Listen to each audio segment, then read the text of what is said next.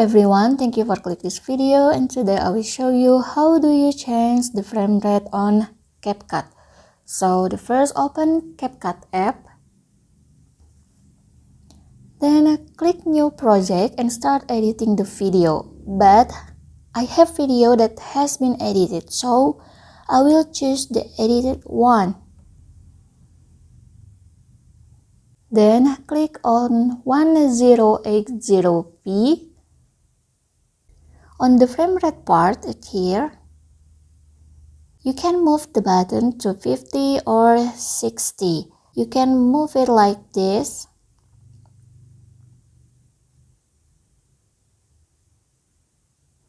Frame rate or FPS refers to frequency at which consecutive images are displayed. More higher FPS, more smooth the video when it played. Standard frame rate for TV video is 30 FPS. So the conclusion is the frame rate is for a smoother playback and the resolution is for clearly video screen. So this is how do you change the frame rate on a CapCut. If you think this content is helpful for you, please click thanks below. I will really appreciate that. Thank you for watching. Don't forget to like, comment, and subscribe.